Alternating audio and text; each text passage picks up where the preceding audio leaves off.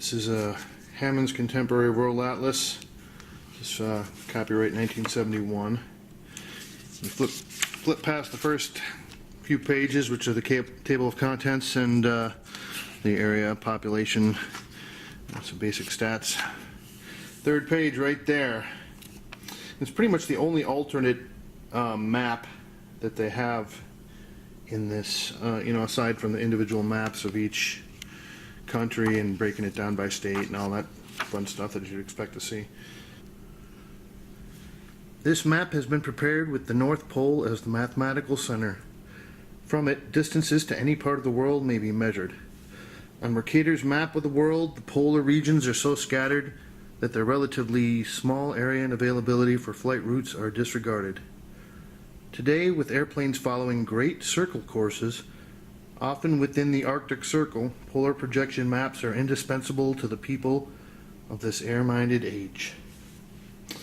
So I found that pretty interesting, the great circle courses. So this is really intended for pilots, right?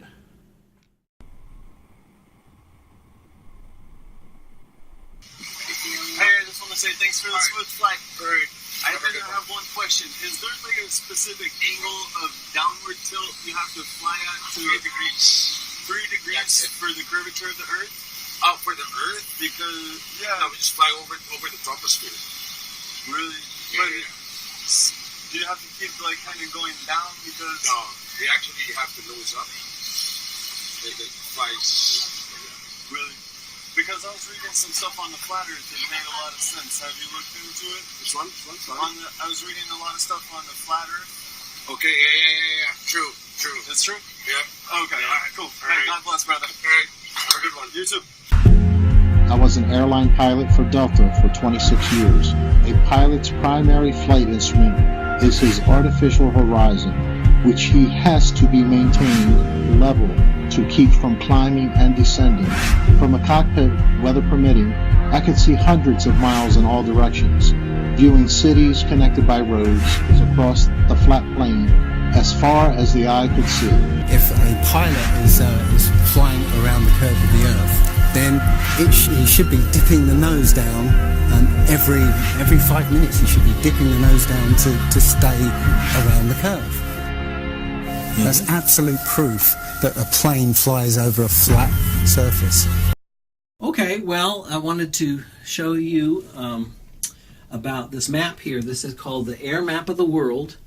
This was used by the Army Air Force during World War II, and it has on it the routes that people would take, flyers would take, and the mileage between the points.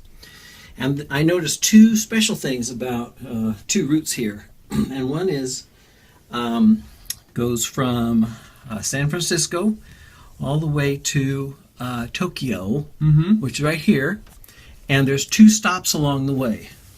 So you have Alaska, the tip of Alaska, and you have the Kamchatka Peninsula between those 2 points. And there's mileage numbers between those legs of the journey. And it totally makes sense. This is what the Air Force is telling you how to get from San Francisco to Tokyo. They're saying take this route, which hits Alaska and the Kamchatka. Which is why when they have the emergency landings, they land in Alaska. Exactly, because they were coming from, was it the Philippines, something like that? So yeah, Asia up here. So when you look at the globe, it makes absolutely no sense because it looks like they're making a tour around the Ring of Fire. Well, this is the Ring of Fire.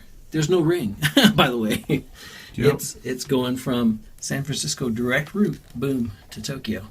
And it makes absolutely no sense on the globe. But here, the government, the Air Force is telling you this is how you get from one to the other. There we go. The direct route. Let me show you this other one. This is from New York, and when you leave the United States, the farthest point here on this part is Newfoundland here. And then this direct route to Moscow, you hit this point right here, which is Iceland. And if you Google it and you say, I want to go from New York to Moscow, it shows you this huge arc. And you have to say, now wait a minute, why is there this huge arc? Why don't they just go directly from one to another? Yeah. Well, The plane's not making a curved flight. That wouldn't make any sense. Planes fly in straight lines. So they have to hit Iceland on the way. interesting. Back then, they had to refuel. Planes couldn't make that. So that's the government telling them, the Air Force telling them, this is how you go from New York area to Moscow, is you have to go to Iceland. And on the globe, it's just this big old arc, which makes you ask, why do they have to do that? Yeah. That's why. Yep. And plane flights are level. Gyroscopes wouldn't work on a globe. The FAA trains pilots on the Target Generation Facility. And the Target Generation Facility is a simulator for Earth, and it's a flat Earth simulator, and it's also doesn't account for gravity or the spin of the Earth. So if you want to argue that the Earth's a spinning globe, go talk to the government, because they think it's flat.